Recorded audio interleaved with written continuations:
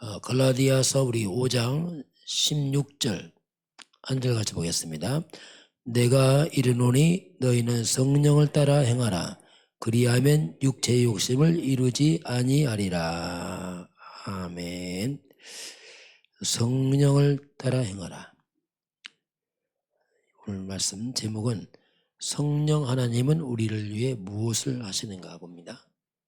성령 하나님. 성령 하나님은 우리를 위해서 무엇을 하시는가?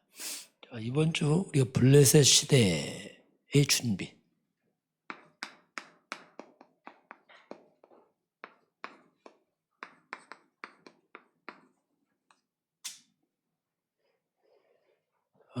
이 블레셋이라는 말이 처음 등장하는 것이 창세기 10장 14절에 블레셋이 처음 나옵니다. 그 배경을 보게 되면 노아의 세 아들 가운데 둘째 아들 셈, 함, 야벳 나오는데 창세기 19장 9장 25절 보면 노아가 그 함을 저주합니다. 함에게 너는 아들 가운데 아들의 형제 가운데 형제 종의 종이 되기 원한다. 종의 종이 되기 원한다 할 때에 이 함에게 한 얘기거든요. 그 함의 4대 손 이름이 블레셋입니다. 그래서 평생 이 블레셋은 그 역사를 보기 때문에 항상 이스라엘과 원수 관계로 쭉 이렇게 배경이 흘러갑니다. 원수 관계에서 하나님을 대적하는 아주 묘한 그런 흐름으로 이제 블레셋 역사가 쭉 나갑니다. 이제 우리 블레셋 시대다 할 때에 그 말은 뭐냐 한마디만 하면 창세기 3장 그런 시대를 말합니다. 하나님 없는 시대, 하나님을 대적하는 시대, 영적으로 보면 완전 사단이 왕노릇하는 시대입니다. 이게 블레셋 시대 할 때에 그런 의미가 있어요. 이게 블레셋이 이스라엘 백성을 완전 장악하게 했습니다. 40년 동안 이스라엘 주고 흔드는 거죠. 그러니 이스라엘 백성들에게는 큰 고통의 시대입니다. 이스라엘 백성이 하나님 놓쳐버리고 당하는 걸 말합니다. 이 사사시대가 바로 그런 시대예요. 하나님 놓치고 또 재앙당하고 계속 악순환. 이스라엘의 고통과 재앙의 시대입니다. 이게 블레셋 시대 한마디 말하면 큰 고통과 재앙을 당합니다. 그래서 이스라엘이 늘 두려움에 시달리고 두려움, 시달림, 이게 블레셋 시대예요. 왜 원수들이 장악했으니까. 그래서 이 블레셋 이 시대는 이스라엘 백성이 해결을 못합니다. 이거 해결할 수 없는 문제지. 늘 고통을 당하는 이스라엘 백성들에게.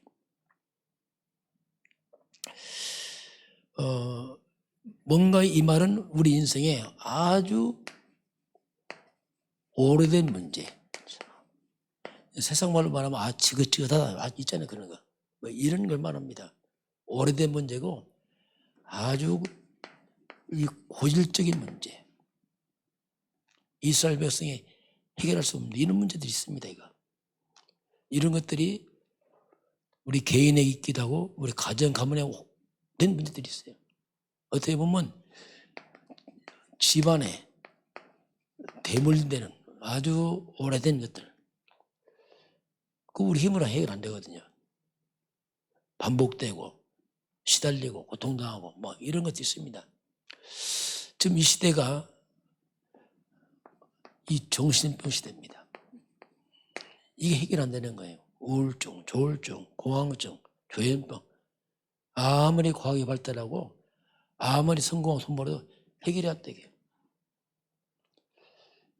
어딘가 잘못된 집착에 빠지고 사람들이 괴로우니까 이 중독에 빠지고 뭐 심지어 마약, 도박, 뭐 쾌락 이런 데로 막 빠져서 이게 해결이 안 되는 겁니다. 이거. 그래서 이 시대가 막 이런 게 시달리다가 사람들이 못 견디고 흑암의 역사니까 완전 자살과 살인과 온갖 사람들이 이 범죄, 사건 막 자꾸 터지거든요. 이게, 이게 지금 이 시대에 고질적인 문제입니다. 이게 뭐 창삼적 문제예요. 영적으로 완전 블레셋 시대. 다시 말하면 사탄이 완전 장악해버렸어요. 흑암에 묶여 사람들이 이걸 해결을 못하는 거예요. 이걸 해결을.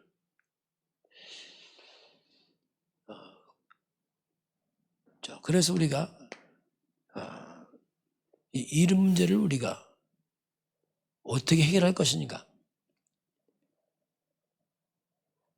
우리가 그 이유를 찾고 답을 찾아야 됩니다.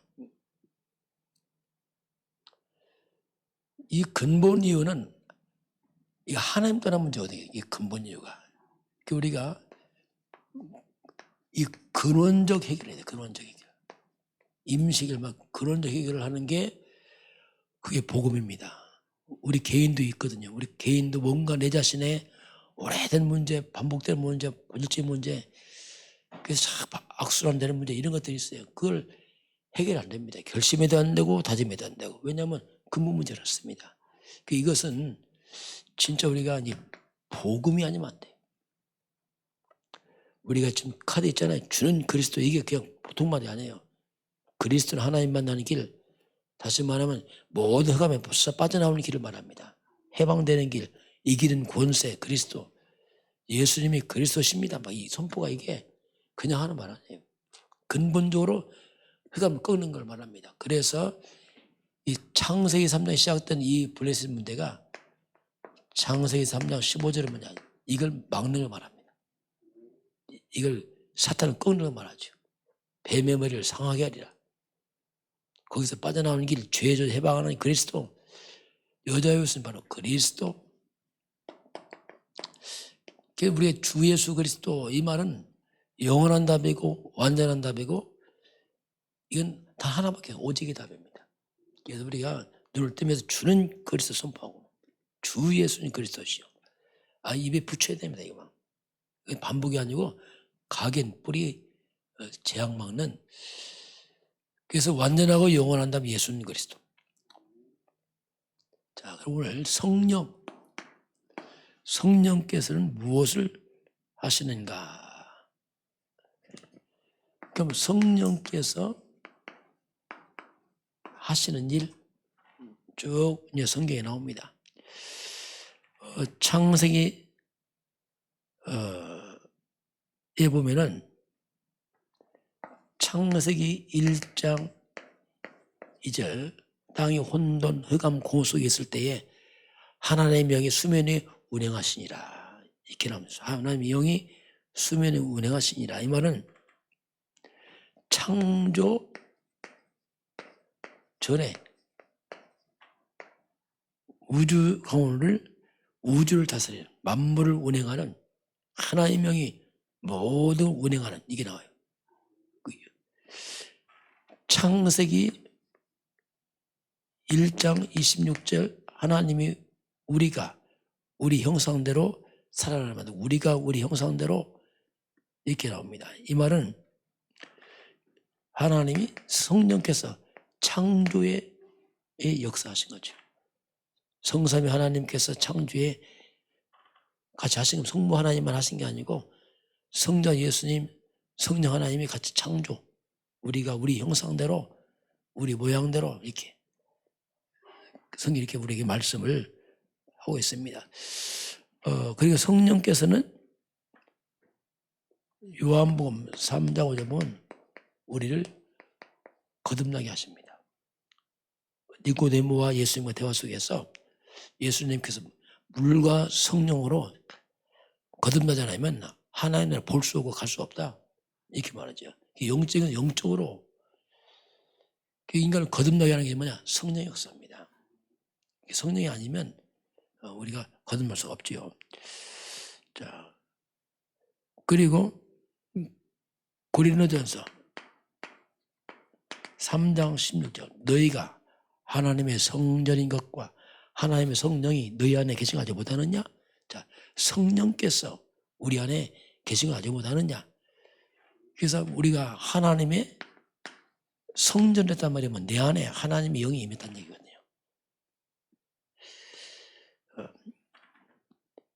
그래서 이건 우리가 구원받았다 이 말이 뭐냐면 예수 그리스도를 영접하는 순간에 그 예수 그리스도께서 모든 믿는 자에게 동시에 임하는 길이 뭐냐? 그게 성령이거든요. 그래서 우리가 성령을 예수의 영이라고 합니다. 예수의 영. 성령을 우리가 그리스도의 영이다 이렇게 말합니다. 성령을 하나님의 영이다 이렇게 합니다. 하나님의 영. 하나님의 영이다 이렇게 표현합니다. 그래서 성령이 임했다 이 말은 하나님이 우리 속에 임했다 같은 말이거든요. 성령이 임했다 이 말은 예수님이 그리스도께서 내 안에 임했다 같은 말이거든요. 이게 성삼위 하나님의 비밀이죠. 구원받은 우리에게 하나님의 영이 임합니다. 자, 그리고 이 성령께서 에베소서 4장 30절 보면 성령이 인침이라 인침. 인쳤다. 이 말은 구원받는 인침. 성령이 우리 인쳤다 이렇게 말합니다. 넌 내 것이다 할 때 성령께서 인쳤다 이렇게 표현하고 있습니다. 하나님이 우리를 성령으로 인쳤다 이렇게 표현하죠. 내 것이다. 이것이 이제 불신자와 차이점이에요. 똑같은 사람인데 하나님의 영이 임하면서 성령 인침이 있게 되고 구원받은 하나의 증거가 뭐냐? 성령이 임한다 이 뜻이 이렇게 표현을 이제 하고 있습니다. 그리고 성령께서 고린도후서 5장 5절 보증이다. 성령께서 우리를 보증하신다. 성령의 보증, 구원의 보증. 그래서 우리가 구원받은 것, 성령 인침 하는 보증을 이렇게 표현합니다. 성령께서 우리를 보증하신다. 그리고 이제 성령께서 고린도전서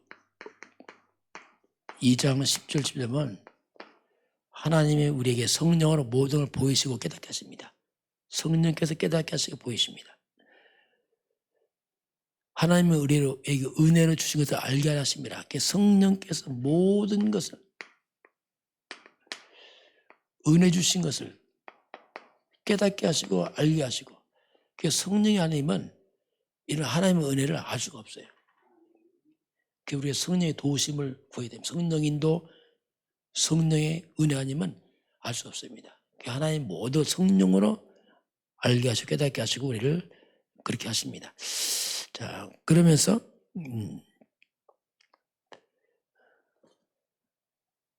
사도행전 1장 그래서 이제 우리가 하나님의 성령의 도우심으로 말미암아 우리가 보세요. 이 헌신도요 그냥 하는 게 아니에요. 성령의 감동으로 우리가 헌신하고 희생도 합니다. 이게 성령의 감동을 줘야 뭔가 우리를. 그래서 성령께서 우리 마음에 감동을 주고 은혜를 줘서 내가 주를 위해서 헌신다고 합니다. 이게. 우리 가운데 성령이 마음에 감동 줄 때 있어요. 그때는 뭐냐? 해야 돼요. 하나님 사인이거든요. 이게 마음에 감동 주면은 아무도 몰라요. 성령께서 알게 하시고 깨닫게 하시고 헌신도 그냥 하는 게 아니고 성령께서 딱 이렇게 그런 중요한 하나님의 시간표입니다. 그때는 해야 됩니다. 왜? 하나님이 아시게 하니까. 자,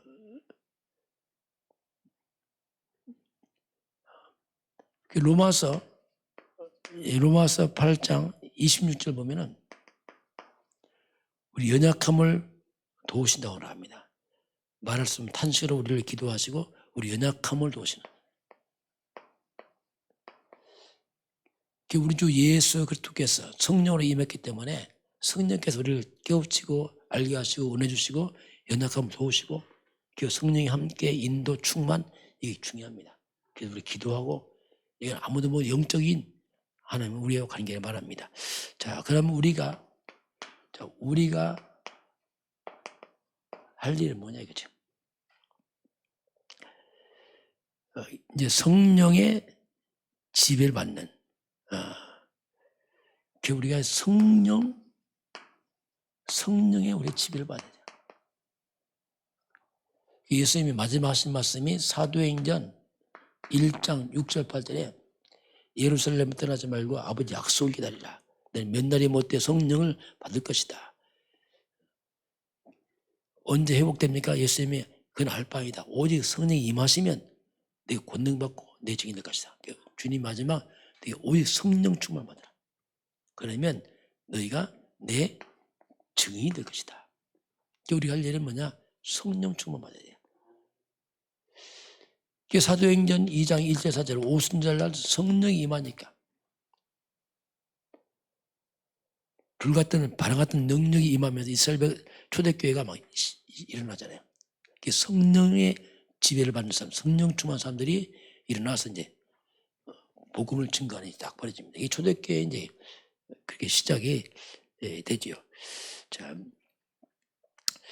그러면 갈라디아서 5장 16절, 17절 쭉 보면 이제 성령과 육체 속에 서로 대적합니다. 자, 우리 육체는 자꾸 이 육은 하나에 없는 쪽으로 가려고 해요. 자꾸 육신적으로.